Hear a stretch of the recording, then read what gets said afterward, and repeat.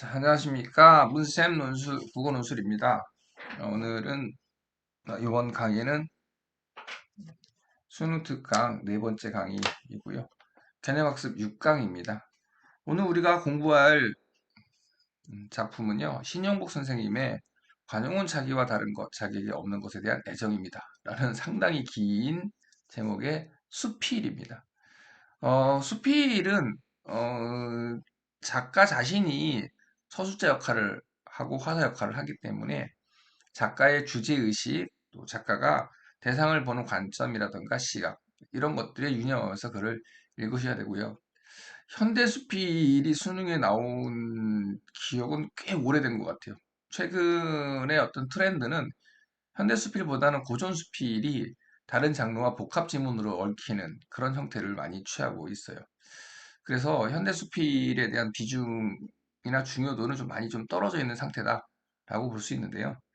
항상 얘기하지만 우리가 예상치 못했을 때 수능은 뒤통수를 칩니다. 그래서 신영복 선생님의 수필 읽으면서 수필의 특성 같은 것들도 나름대로 익혀두고 감각적으로 체화하면 좋을 것 같아요.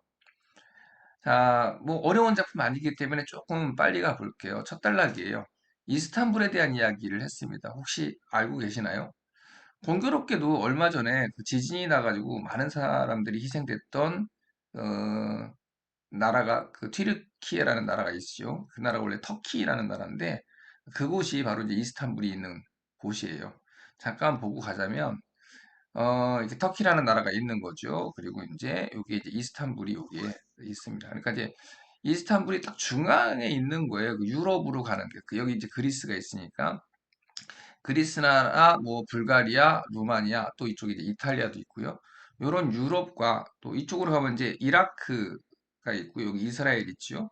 그러니까 이제 그 뭐 이쪽을 우리가 보통 중앙아시아라고 하나요? 하여튼 서남아시아, 중앙아시아, 하여튼 뭐 저는 자세히 지리를 모르니까 근데 그러니까 이제 아시아권과 그다음 유럽권을 연결하는 통로가 되는 곳이 이제 터키고 그 터키에서도 또 그 통로가 될 수 있는 곳이 바로 이제 이스탄불이다라고 하는 걸 알 수가 있죠. 그래서 굉장히 지리적으로 묘한 곳에 있는 곳이 이제 이스탄불입니다. 자, 그래서 이 작품은 작가가 이스탄불이라고 하는 곳을 여행하고 돌아서 쓴 작품이기 때문에 일종의 기행수필이다라고 볼 수 있고요. 보통 기행문 또는 기행수필들은 여정, 견문, 감상이라고 하는 세 가지 어떤 구성 요소를 가지고 있는데요. 이 작품에서는 여정보다는 견문과 감상이 주를 이루고 있다라고 볼 수가 있습니다. 자, 어쨌든 이스탄불이라는 나라가 먼 곳에 있다고 했는데 사실 거리상으로는 가까워요. 어? 로마, 파리 이런 곳보다 훨씬 가까워요. 그런데도 불구하고 우리가 멀게 느낀다라고 하는 거죠. 그래서 자신이 이스탄불에 대해서 느끼고 있는 의식적 거리감 또 그에 대한 자신의 평가를 이렇게 이제 흑해처럼 몽매하다라는 식으로 비유를 해놨습니다. 왜 이렇게 멀게 느껴질까? 그걸 생각해 보니까는 이중의 장벽이 있기 때문이다라고 얘기를 하네요. 그죠? 자, 그 중에 하나가 중국이라고 하는 장벽이고 또 하나는 유럽이라는 장벽이에요. 자, 얘네들 갖다가 왜 벽이라고 은유적으로 표현을 했을까? 요, 그것을 역사와 관련시켜 놓고 있습니다. 요, 우리가 역사를 공부하고 역사를 배울 때 유럽의 역사나 중국의 역사, 중국은 우리랑 밀접하니까 그쪽에 관심을 많이 갖고 있지만은 이스탄불, 터키, 또 어떤 뭐라고 할까요? 뭐 비잔틴 문명 뭐 이런 부분에 대해서는 사실은 별로 관심을 갖고 있지 않지요. 우리가 터키에 대해서 뭐 관심 있는 분들이라면 축구 좋아하시는 분들이나 아니면 우리 김연경 선수가 그쪽 지역에 가가지고 프로리그를 뛰었으니까 이름 정도 들어본 정도일 것 같아요. 만약에 그런 일도 없었다면, 어, 사실 우리는 터키라는 나라 또는 이스탄불이라는 어떤 도시, 이곳이 어디에 있는지 이름조차도 아마 들어보지 못했을 것 같아요. 그 이유가 뭐냐? 우리가 역사를 볼 때 한쪽으로 편협하게 보고 있다는 거고요. 필자는 이걸 갖다가 종속성이라는 단어 표현합니다. 그러니까 중국의 역사, 유럽의 역사에 우리의 의식이 종속되어 있다라고 하는 거죠. 따라서 필자가 이스탄불로 간 것은 이 두 개의 장벽을 넘어온 셈이다라고 표현을 했고요. 어, 그래서 어, 중국 대륙을 건너갔고 그 다음에 또 중화라는 벽을 넘어서 만나게 되었다라고 합니다.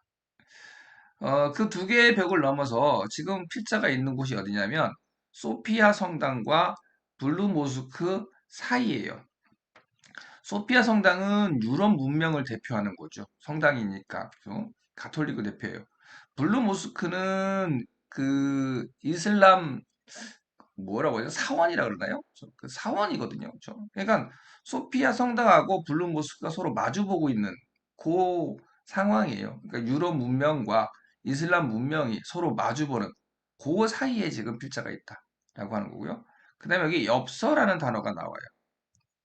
재밌게도 이제 신영보 선생님은 수필 가운데 상당한 작품들이 엽서로 띄웠거나 아니면 엽서 형식을 취하고 있습니다. 일단 어떻게 보면 그러니까 뭐 엽서도 편지니까 서간문의 형식인 거죠. 따라서 기행문의 형식과 서간문의 형식 이 두 가지를 형식적으로 취하고 있는 그런 특이성이 있는 수필이다라고 볼 수 있습니다. 뭐 그 다음에 뭐 소피아 성당에 대한 어떤 묘사나 표현이 쭉 나왔고요. 그러면서 그치? 이렇게 아름답고 훌륭한 건물인데 왜 어, 왜 유럽의 유적들보다는 예찬되지 못하는가? 그 이유가 우리들이 갖고 있는 부당한 편견 때문이다. 사실 뭐 우리 한국인들에게 이슬람이라고 하는 음, 그 문명 또는 문화는 굉장히 낯설죠. 얼마 전에 제가 어떤 음, 뉴스에 걸린 댓글 보면서 막 이슬람인들을 막 증오하고 혐오하는 표현을 한 어떤 댓글을 읽어봤었는데요. 왜 그래야 될까 싶을 정도로 굉장히 놀라게 되는 것 같아요. 음, 똑같은 종교인데 어떤 교리나 이런 게 달라서 우리가 익숙하지 않아서 그런 건가? 하여튼 좀 그렇습니다. 어쨌든 이 이스탄불에는 수많은 사화가 들어있다. 그래서 사화는 역사에 얽힌 이야기들을 사화라고 하죠. 그 중에서 대표적인 사화가 이제 마호메트 2세가 콘스탄티노플을 함락시킬 때 이야기인가 봐요. 어, 근데 그 이야기보다 중요한 건 뭐냐면 어, 그 이야기 속에서 필자가 느낀 새로운 발견입니다. 새로운 발견. 어, 어떤 새로운 발견이냐면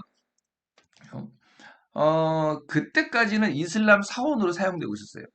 이슬람 사원으로 사용되고 있었는데 이 이슬람 사원으로 사용되던 성당을 박물관으로 개조를 하려고 했던 거예요. 박물관으로 개조를 하려고 하니까는 벽면에 칠을 베꼈겠죠?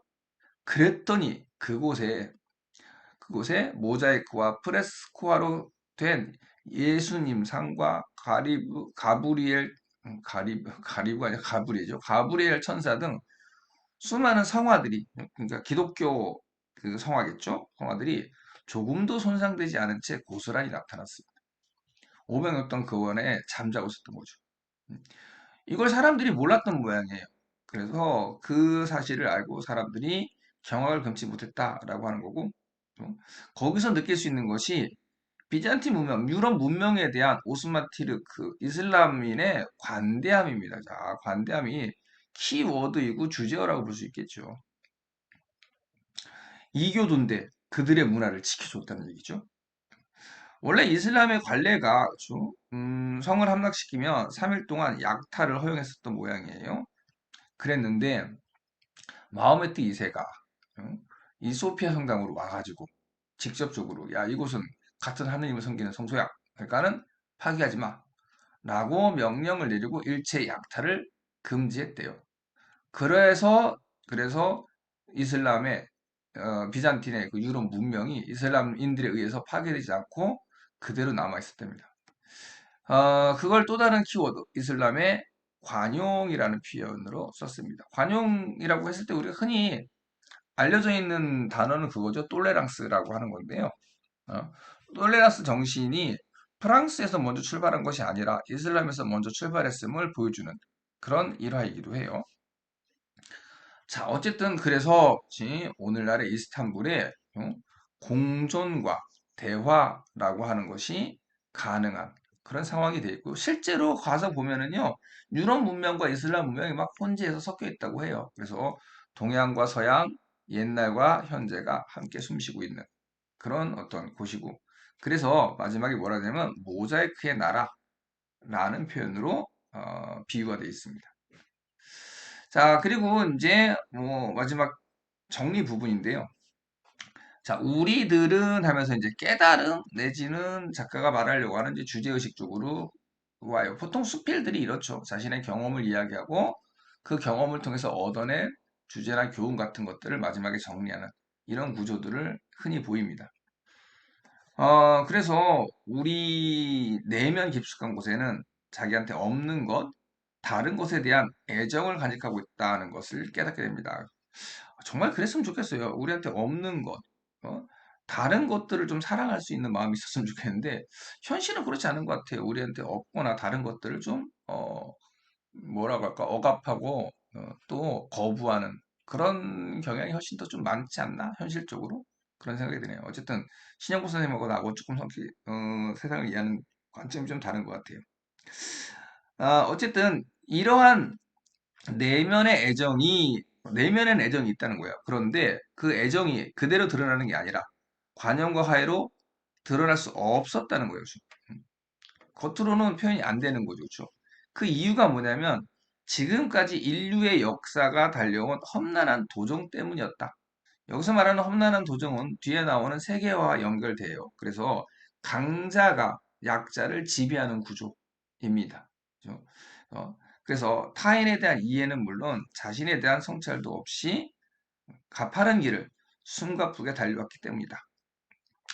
결국 이제 가파른 길이라고 하는 게 강자와 약자와의 갈등과 전쟁, 싸움, 다툼 뭐 이런 것들이죠, 그렇죠? 그것이 어떠한 목표였건 그것은 나중 문제이다.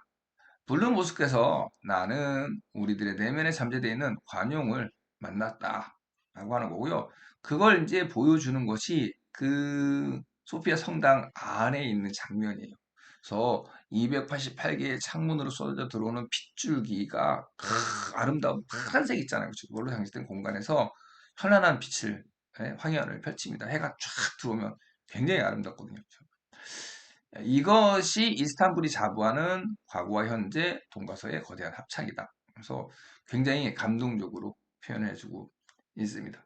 이렇게 될 수 있었던 것이 결국에는 그 관용과 또, 또 관대함 때문이었다는 거죠. 뭐 어떤 유학생이 그런 얘기 했나 봐요. 저 유학생의 일화도 소개를 해주고 있는데요. 정반대 편에 서 있는 사람을 사랑하기로 결심했다. 라고 하는데 과연 실천할 수 있었을까요? 궁금해지네요. 자, 그러면서 또 하나 신영구 선생님이 쓰는 수필의 특징을 보여주는 게 있습니다. 당신이라고 하는 상대방을 설정해 놓은 거. 이건 어떻게 보면 상정한 거라고 봐야 되겠죠. 정말로 당신이 누구 특정돼서 있는 것은 아니고요. 당신이라는 존재를 상상해서 정해 놓은 거예요. 그래서 내가 이스탄불로 가게 된 것은 당신이 불렀기 때문이다. 라는 식의 구조를 보여주는 거죠. 음. 그래서 이스탄불에서 내가 만난 것은 관용과 공존의 역사였다. 라고 이야기를 하고 당신에게 고마워해요. 또 그 속에서 세계화라고 하는 강자의 논리를 역조명할 수 있었다. 라고 하는 겁니다. 어, 사실은 마호메트 2세가 콘스탄티노플을 정복한 것도 세계화의 일종이고 전쟁의 일종인 거죠. 일반적으로는 그래서 강자가 이기면은 약자는 도태되는 것인데 여기서는 그 영리가 발생했던 거죠. 강자가 약자를 정복하고도 약자의 문명과 문화를 보존시켜 주었다라고 하는 겁니다. 자, 하지만 이스탄불에 있는 동안 내가 바라보고 있었던 것은 거대한 두 개의 장벽이었다라고 이야기를 하고요. 장벽이라고 하는 것은 우리를 가로막는 거잖아요. 그렇죠? 그래서 거기에서 반성을 해야 된다라고 주장을 하고 있습니다. 뭐 이 작품의 또 다른 주제라고 볼 수 있겠죠. 전체를 관통하는 주제 중에 하나가 바로 이런 어떤 반성이다라고 볼 수가 있습니다. 아, 아이고 죄송합니다. 그래서 그것을 열어가는 멀고먼 여정에 나서야 합니다라고 하면서 뭐 독자가 설정되어 있는 건 아닙니다만은 어쨌든 독자에게 반성과 또 그 반성을 실천하기 위한 노력을 좀 강조하고 있다. 이렇게 볼 수 있어요. 자, 재밌게 읽어보셨죠? 크게 어려운 작품은 아니에요. 기행문이면서 가벼운 수필에 해당한다라고 볼 수 있고요.